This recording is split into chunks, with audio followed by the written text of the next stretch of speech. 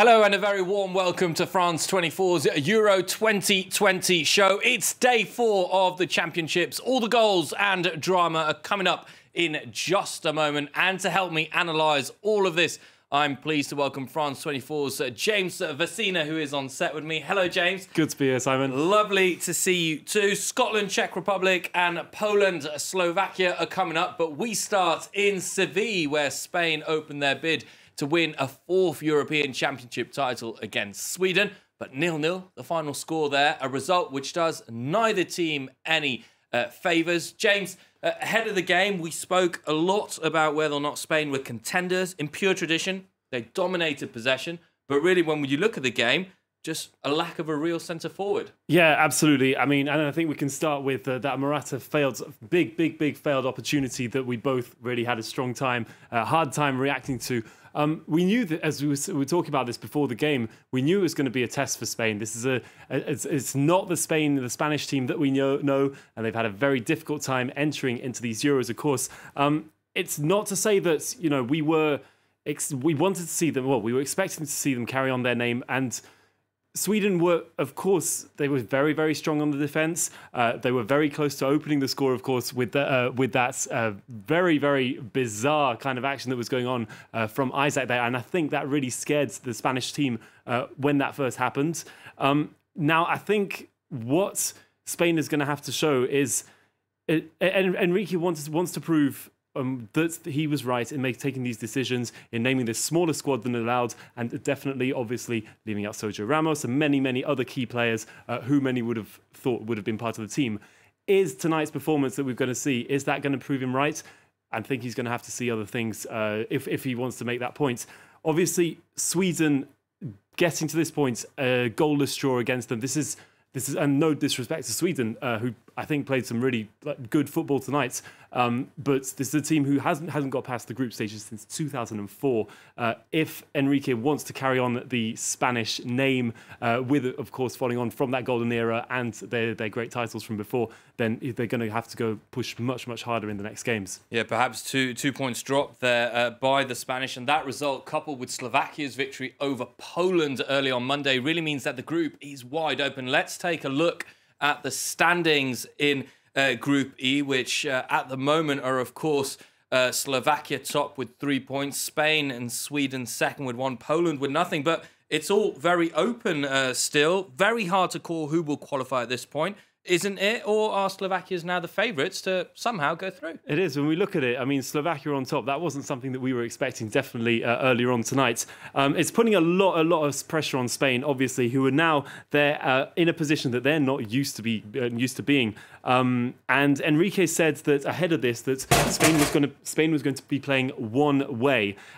Is this going to have to change to deliver other results than what we've seen tonight? Because that's obviously, it's not by goalless draws that you're going to get through to the next round.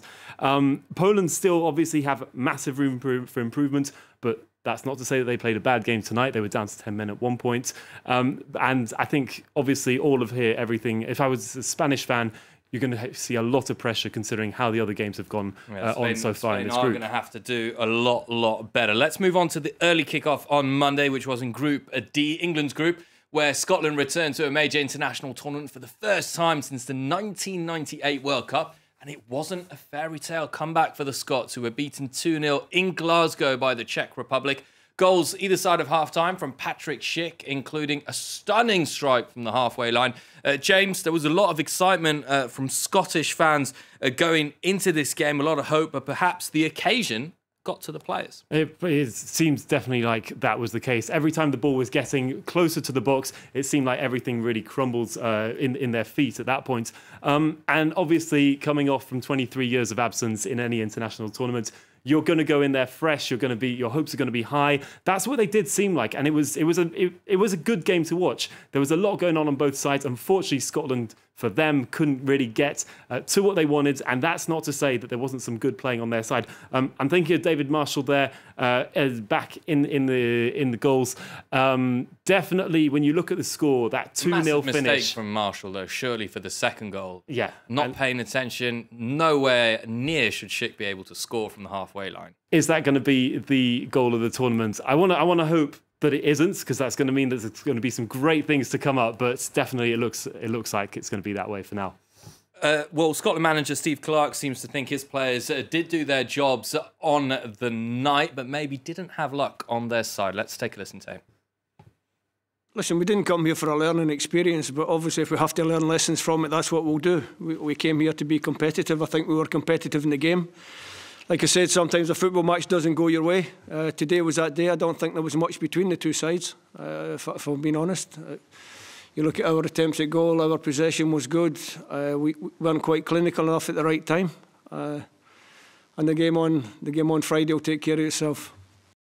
We just heard from Steve Clarke, but nonetheless, James, Scotland already in a very precarious position. Surely a must-win game now against England. Yeah, precarious position, that's for sure. They're going to need this game on Friday if they want to really be able to go anywhere after this. Now, of course, for England, it's going to be a tough challenge. They're coming off, of course, that lovely 1-0 win to start off and really looking very solid sides so far. We can expect both teams, of course, with the rivalry to go full into this match.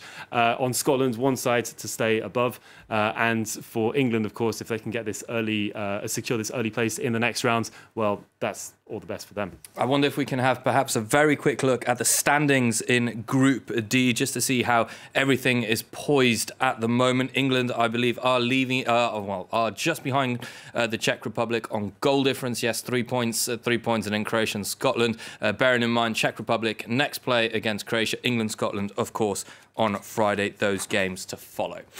Let's move on into our final segment of this show. Talk about Les Bleus. Favourites, France, start their European campaign against arch rivals Germany. What can we say about this French team littered with stars? Mbappe, Pogba, Kante, and now also Benzema.